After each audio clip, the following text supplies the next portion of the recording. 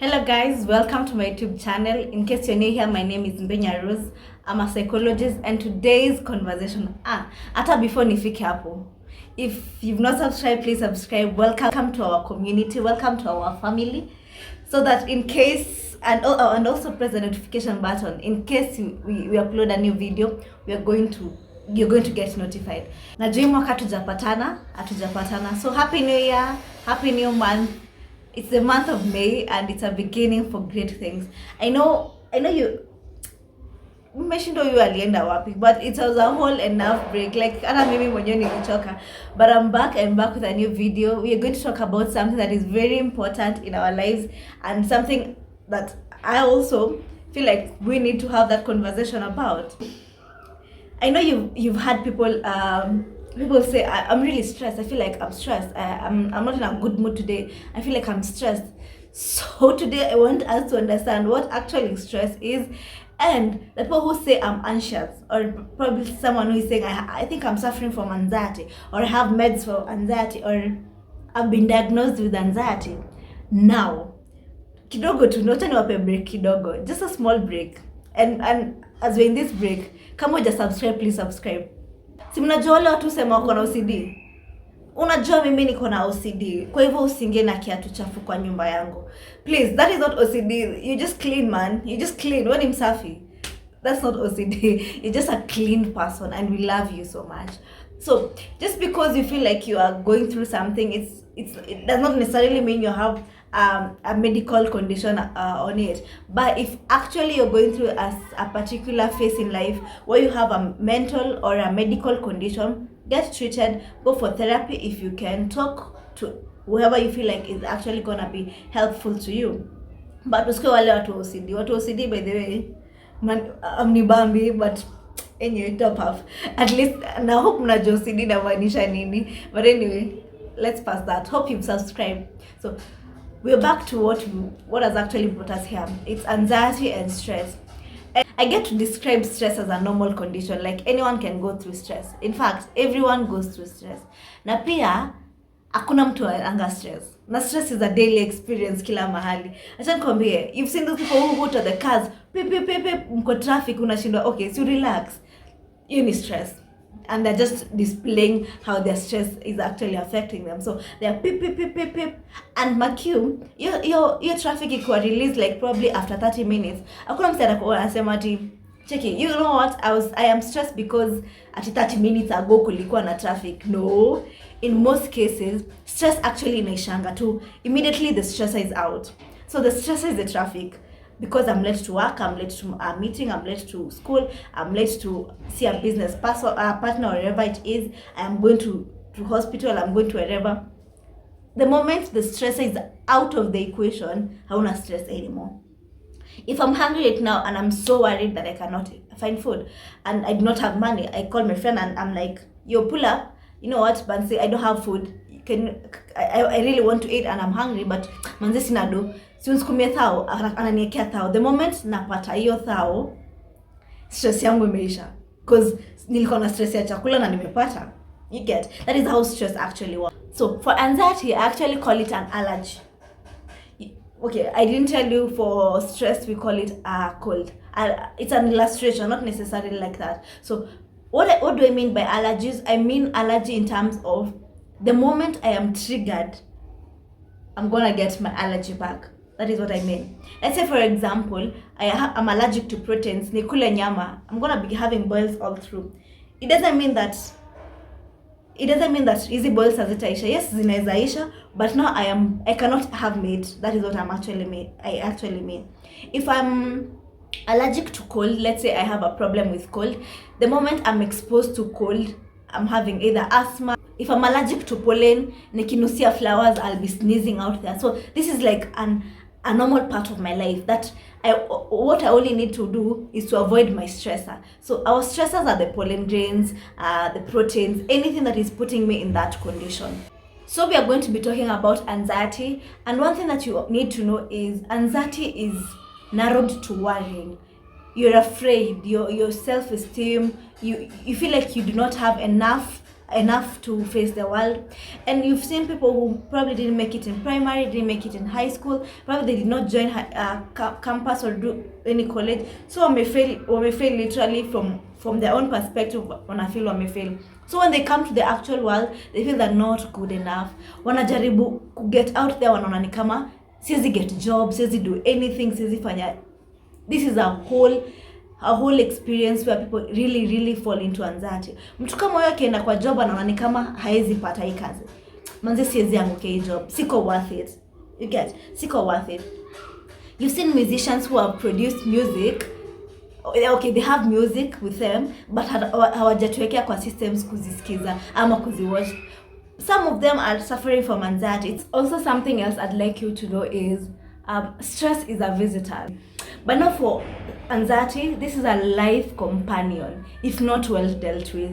If you do not go for therapy, if you don't get medications, if you're not going to work on yourself, this is gonna be your lifetime companion.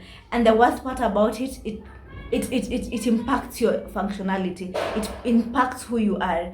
And you've seen people who are fully put into themselves that they're not good enough.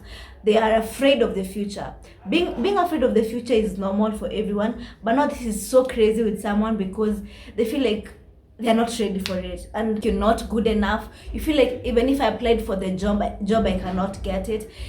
People won't like me the way they like so and so. So it's like you're entangled in a triangle web that affects your social life, your family life, your relationship life, your work life. Like it actually impacts your functionality. Like you do not work as any other person.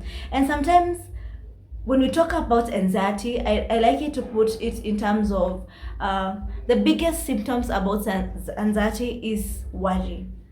It's actually narrowed to worrying.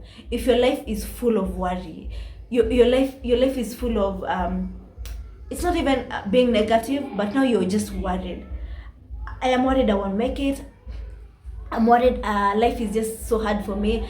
I'm worried I want to get a good guy. I want to get a good man or woman. I'm so worried that life won't give me a chance to do this life again. But when you just leave the worry alone and decide to live your life as the way it is, or like take each day at a time, you're likely to get back to yourself and live a normal life. Because why are you worried about tomorrow yet it's not even here? Why are you worried about tomorrow yet ata leo tujamaliza? I think one lesson I've learned about life is to take each day at a time. Solve each problem at a time. Take each day at a time. Take each step at a time. Some of us are worried to just get to the highest case, yet hatujatembea through the whole stair. Like hatuja move from A, B, C, D. Like let's be willing to go and navigate life as a whole journey so that you can get the experiences of life and get to know actually this is what I can do right, this is what I can do wrong, and after all this I'm able to learn that I'm good at this. Because when you want to go so worried about the future, whatever you are going through, whatever the situation is, take each day at a time. It's gonna help you mentally, it's gonna help you physically, it's gonna ensure that you're going to monitor and live a life that you can actually look where you're coming from, where you're going to, what have I achieved in the past, what am I likely to achieve, what am I looking forward to achieve. Live each day at a time, and I say live each day like a whole journey. There's no way I'm going to coast kama sijapitia probably 1, 2, 3 stops. So I have to go through that journey for me to get to coast. For you to achieve something, you have fully to go through a step of life for you to get there. Okay, stop worrying, and especially for things that are not in your control. Anxiety is like a disease, you know. Anxiety is like a disease. It puts you in a place where you're fidgeting, you feel like I'm not good enough. Mtu kidogo amekukosea, you're overwhelmed, like umekasirika, unaweza hata mpiga, you are really actually burning. And if you have repetitive or your mind is always racing. Unajua kuna wale watu you meet them and they're like nafaa nifanye A, B, C, D, E, F, G, H. Man, you're alone. You're the only person here. Strategize. Like, I don't get how someone is like, oh, niko mbioni, lazima nifanye hivi, or B. As in, you look like you're running. Your mind is just racing to, like, unakimbia, unaishi tu life, unaishi life ya future na ni sahi. As in, when it comes, like, strategize your life, put your life easy, like, as in, see that serious. Guys, let me tell you honestly, life is not that serious. It's not that serious. Okay, I don't mean that you be reckless, but it's not that serious. How is it that you put your life where you are right now without actually affecting your mental health? Because there's no way you're gonna get space for your mental health if your life is full of 50 activities in a day. Kukua busy is okay. Being busy is very fine. But don't put your mind in a place where it's actually racing. You're so much overwhelmed. In case anyone irritates you, umechemka, because for anxiety, it's not even explainable sometimes, because it looks like stress. Inakaa kama stress. It actually looks like stress. The time, if it's so persistent, that's when we are actually able to diagnose it as anxiety. But let's take good care of ourselves. Let's put more effort in making it happen for ourselves. And also, please strategize your life. It puts you in a good place to avoid anxiety, to avoid stress, and just live life each day at a time. And I've realized nowadays with young people, we are so determined. I don't think even the millennials could do what we are doing right now. Because so determined in life. We know what we want to achieve things, you know. The way we are so focused in life. But now I want to tell you guys, take each day at a time. And that is crazy, man. It puts you in a place and unasahau kuishi leo. You have a whole family in your life, but you can't take good care of them. You have your career right now, but you're looking ahead that you even forget to live your own career. You have a life to live. In fact, your social life is one of the most important things, because out of the social experiences, that's when you realize who you are. You know, but let's put it into our lives that we strategize our life more. We put ourselves in a clear enclosure that I need to live each day at a time. Bila pressure, as in, simaanishi tusikue na pressure, namaanisha tukue na the right pressure in life. Have the right force in life. That is what I actually mean. Be pushed by the right things in life. Don't live extremes unnecessarily. Don't live in the past. If yesterday actually passed, acha tuipite. We failed before. What we need to do is just actually pick up ourselves, achieve this, live each day at a time. And if you can, one of my what do we call them? New Year's resolution is to have people who do not just walk with me, but journey with me in my life. Walking and journeying, these are two different things, man. Like, when I mean journeying, I want you to understand why I'm actually journeying. What is the reason for me being where I am? What am I doing? And what is the reason why I'm doing what I'm doing? And what is our end goal at the end of it all? But walking, naweza tembea na wewe na imanishi najua kwenye unaenda. So let's find people who journey with us genuinely. People who journey with us genuinely, who understand where we are coming from, who know who we are. We get. Just don't be picking random people in your life. And the last thing nataka kusema is, anxiety can deny you your best lifetime experience. That's the worst part about anxiety. Inaweza kunyima the best experience kwa life yako.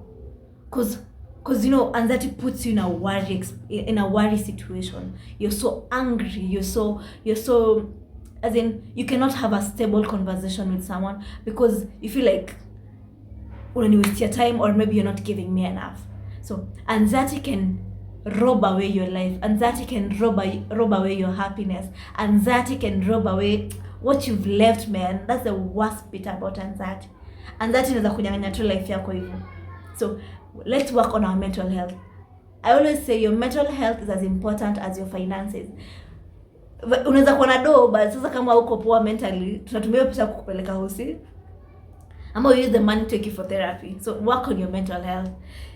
Your mental health is as important as the job you do every single day.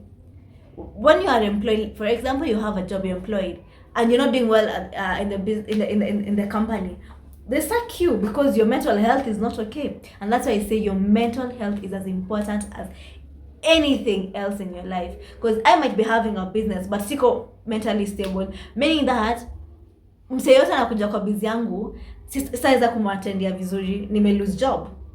So that's how your mental health is important. It's as important as your bread, your daily bread, the bread that you eat every single morning because of life. That is how much important it is.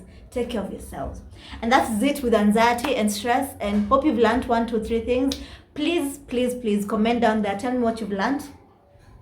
Comment down there. Tell me what you've learned. Subscribe if you've not. Let's get to 1,000 subscribers. And share with your friends. Share with your family. And see you in my next video.